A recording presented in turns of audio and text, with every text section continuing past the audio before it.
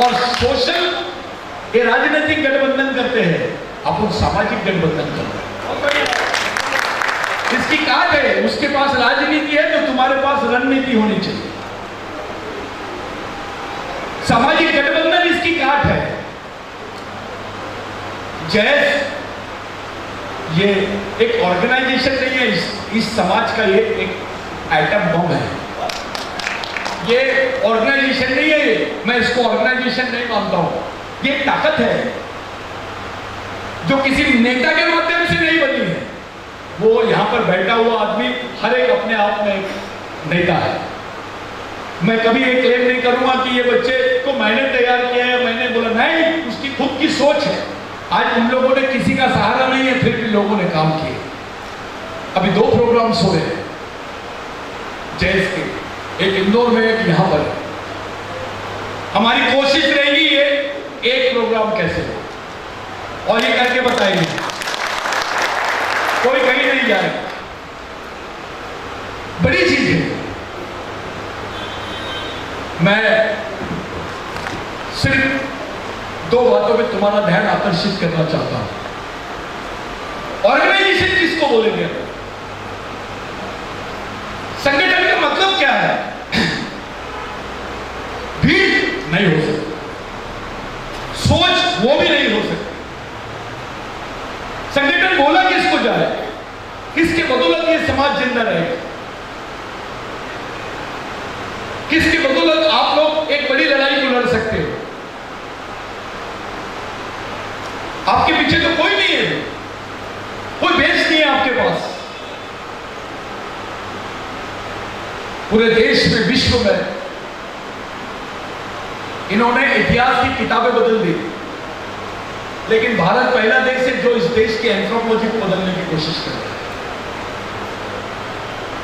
अभी उन्होंने एनसीईआरटी भी किया है, लेकिन साथियों, मैं आपको बार बार बोलता हूं कि यह सच है, एंथ्रोपोलॉजिकली प्रूव्ड है कि जब से भगवान पैदा नहीं हुए थे तब से आदिवासी इस जमीन पर रहता है। ये याद रखो। ये बार बार भगवान को बीच में लाते हैं। भगवान हमारी जमीन पे आए हैं, वो भी बाहरी है। जब आदिवासी की आदिवासियत पे बात होती है तो सच्चाई सामने होनी चाहिए। मैं आज के दिन, जो इतना महत्वपूर्ण दिन आप लोग बना रहे हैं, इस दिन मैं आपके दिमाग में 2 ही बातें डालना चाहता हूं कि आपकी लड़ाई कौन सी है, तो उसको देख लो। Which type of war you are having,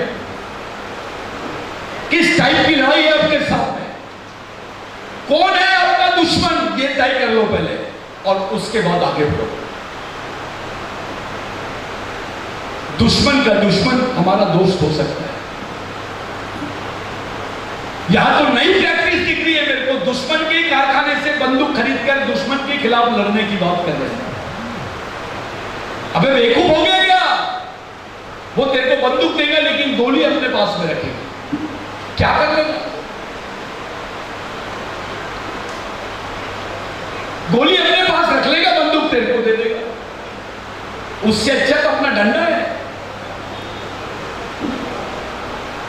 किसी ने अच्छा कहा है, बंद हवाई जहाज से अच्छा है चालू साइकिल। आपके पास अपना क्या है, लड़ते वक्त ये ख्याल में रखना पड़ता है। तो जो कोऑर्डिनेशन है आपका, वो सोशल कोऑर्डिनेशन, कल्चरल कोऑर्डिनेशन, इस टाइप का होना चाहिए। अगर इस टाइप का नहीं है तो समझ लेना आप आइडियोलॉजिकली करप्ट हो गए, आप वैचारिक रूप से करप्ट हो गए। व्यवहारिक रूप से करप्ट रहेंगे चलेगा, वैचारिक रूप से करप्ट नहीं होना चाहिए। यही काम किया है इन लोगों ने, ये वैचारिक रूप से करप्ट नहीं है। और आपके ऊपर जवाबदारी इन्हीं के आंदोलन को चलाने की है, और इन्हीं का आंदोलन आखिरी पर्याय है हमारे पास। आपको दूसरा कोई पर्याय नहीं है आपके पास। आप जाइए, कार्ल मार्क्स को पढ़ लीजिए और किसी बात को पढ़ लीजिए, लेकिन रियल आपको बात जब जाना पड़ेगा, आपके पुरखों को देखना पड़ेगा कि जमीन कौन सी लड़ाई लड़े बोले, जमीन जंगल की लड़ाई। सुनने में बहुत अच्छा लगता है, नहीं, ये आदमी के जिंदा रहने के आखिरी स्रोत है और प्रथम स्रोत भी है। मानव का निर्माण भी इन 3 चीजों से हुआ है और उसके जिंदा रहने के भी यही 3 स्रोत है। ये आदिवासियों की थ्योरी है, इसको बोलते हैं सबसे highest human psychology of India, यानी आदिवासी संस्कृति। वर्ल्ड की सबसे हाईएस्ट ह्यूमन साइकोलॉजी भी कह सकते हो। मेरे भाइयों, जिस भाषा को इस देश में 2 लाख लोग नहीं बोलते हैं, जिस भाषा को इस देश में 2 लाख लोग नहीं बोलते हैं, जिसका नाम है संस्कृत, उसको देश की पहली भाषा का दर्जा मिल गया। उसको ऑक्सफोर्ड यूनिवर्सिटी में इन्होंने मान्यता दिला दी है। अब विश्व के 27 देशों में आप संस्कृत भाषा पढ़ाते हैं और यहाँ के जिन लोगों के पास क्वालिफाइड भी नहीं थे, ऐसे लोगों को इन्होंने 5000 लोगों को भेज दिया, 5 लाख रुपए पर मंथ के हिसाब से। और जिसको 2 लाख नहीं 2 करोड़ लोग बोलते हैं, भिल्ली भाषा 1 करोड़ आदिवासी बोलता है उसको, गोंडी भाषा 1 करोड़ आदिवासी बोलते हैं उसको, मुंडारी भाषा 1 करोड़ आदिवासी बोलते हैं उसको। देश की भाषा का, राष्ट्रीय भाषा का भी दर्जा नहीं मिला, उसको इन्होंने 9th शेड्यूल में भी नहीं डाला। देश की पहली भाषा संस्कृत, यानी ब्राह्मण भाई देश का पहला आदमी। आदिवासी कहां गया? तुम्हारी आइडेंटिटी का क्या होगा? इसको बोलते हैं कल्चरल चैलेंज। जब किसी कोर्ट में आप खड़े रहते हो तो आपको एविडेंसेस देने पड़ते हैं और ये एविडेंसेस आरएसएस दे रहा है। मैंने आपको बताया, अभी मीना जी आए हैं। मीना जी एक प्लानिंग चालू है जिसको टाइगर रिजर्व के नाम से जानते हैं। 2 लाख हेक्टेयर जमीन रिजर्व की है इन्होंने 17 स्टेट्स में, और उसी में जो जमीन रिजर्व की है उसी को राम पदगमन बोला गया है। ये आदिवासी भारत से हिंदू भारत का कन्वर्शन है। आपकी कोई ओनरशिप नहीं रहेगी, आप इस देश के मालिकियत नहीं रहेंगे। आपके पास जमीन है तो आप है, जंगल है तो आप है, नहीं तो इसके बगैर आपकी डेफिनेशन भी नहीं हो सकती। साथियों, आज के दिन मेरा आप लोगों से विनती है कि आप लोग ज्यादा से ज्यादा प्रशिक्षित हो और अंडरग्राउंड मूवमेंट चलाना सीखो। व्हाट्सएप पे जो मूवमेंट चलाते हो वो कुछ अलग टाइप की रहती है, जो रियल होती है उसको समझो, वो रूट्स में जाओ और अपने मूवमेंट को समझो, अपने समाज को समझो। व्यापक सोचना शुरू करो, बड़ा सोचना शुरू करो, छोटा मत सोचो। क्षेत्र तक, जात तक, धर्म तक ये छोटी चीज है, इससे बाहर निकलो और सामाजिक स्तर से छोड़ो। किसी ने आपसे पूछा देश बड़ा कि समाज, कंपैरिजन करके बताइए। चलो बताइए, देश बड़ा कि समाज? आप देश की तुलना नहीं कर सकते समाज के साथ। समाज है तो देश है। देश लिमिटेड हो सकता है, उसको लिमिटेशंस है, समाज को लिमिटेशंस है। इस डायरेक्शन में सोचो। यही सोच थी बिरसा मुंडा। बिरसा मुंडा ने बोला, मैं 2 बातें बोलता हूं और छोड़ देता हूं। बिरसा मुंडा ने बोला, जिस समाज की सामाजिक समस्या नहीं होती है उस समाज की समस्या नहीं होती, और जिस समाज की सामाजिक समस्या होती है उसकी समस्या ही समस्या होती है। आपकी सामाजिक समस्या यह है कि आप टुकड़े टुकड़े में बट गए हैं। आपकी सामाजिक समस्या यह है कि आपका आपस में संवाद नहीं है। आपकी सामाजिक समस्या यह है कि आपके पास कोई व्यवस्था नहीं है, समाज नाम की कोई व्यवस्था नहीं है आपके पास।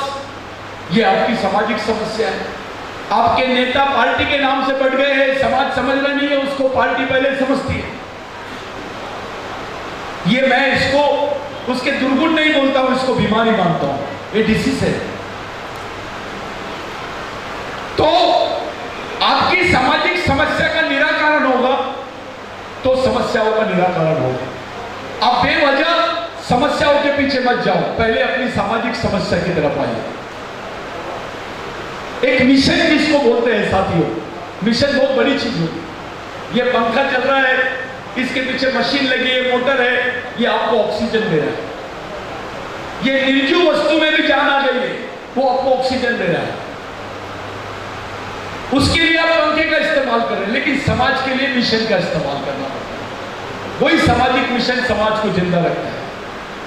तो ये टेक्नोलॉजी है, वो साइंस है, उसको इंजीनियरिंग बोलते हैं।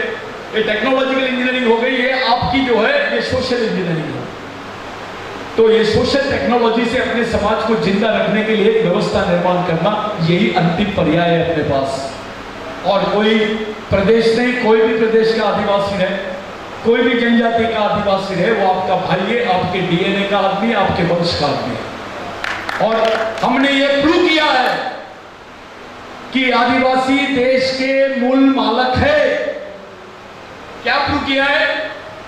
मेरे साथ बोलिए, आदिवासी देश के मूल मालक है। यहां के एससी, ओबीसी, माइनॉरिटी उनके वंशज है।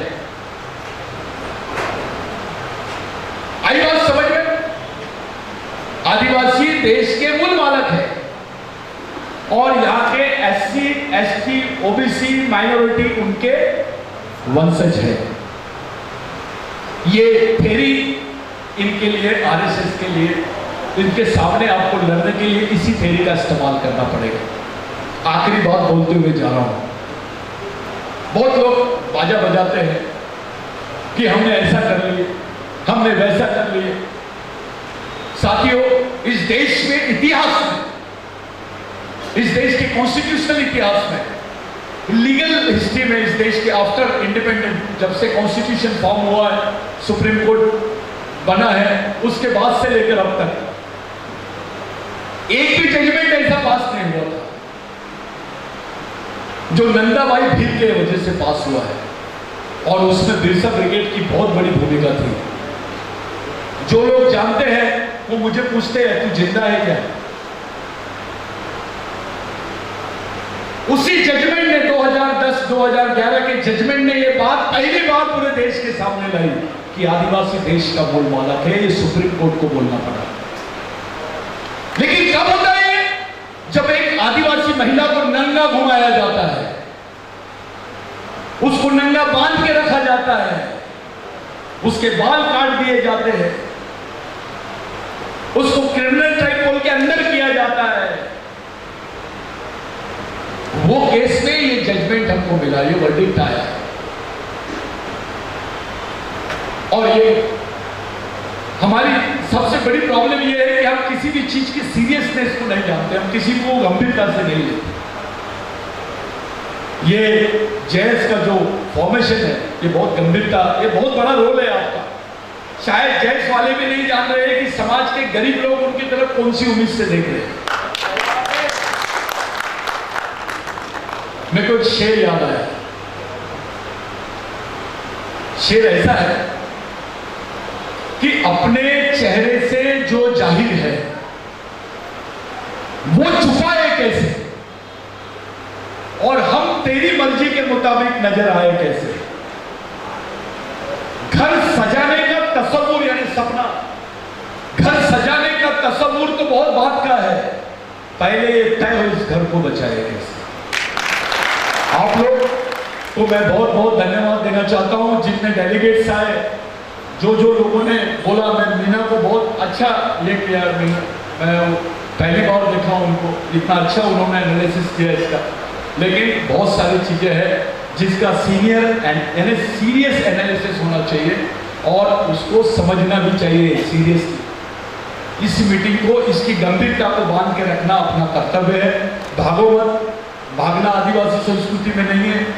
बैठ के ईमानदारी से कोई इधर उधर जा रहे हैं, लोग हंसते हैं कि भाई क्या चल रहा है, इनकी बैठक चल रही है, ऐसा कोई अपना प्रदर्शन मत करो। और सब जितने लोग आए डेलीगेट्स, उनको सब सीरियसली सुनेंगे। मैंने ज़्यादा टाइम लिया, उसके लिए माफ़ी मांगता हूँ। और अगली बार मैं यही डिक्लेयर करता हूँ कि ये जो जैज स्थापना दिवस है, संतोष पंद्रे जी खड़े हो जाओ, ये जैज स्थापना दिवस का कार्यक्रम बिरसा ब्रिगेड के लोगों ने आयोजित करना चाहिए। धन्यवाद। जय बिरसा, जय आदिवासी।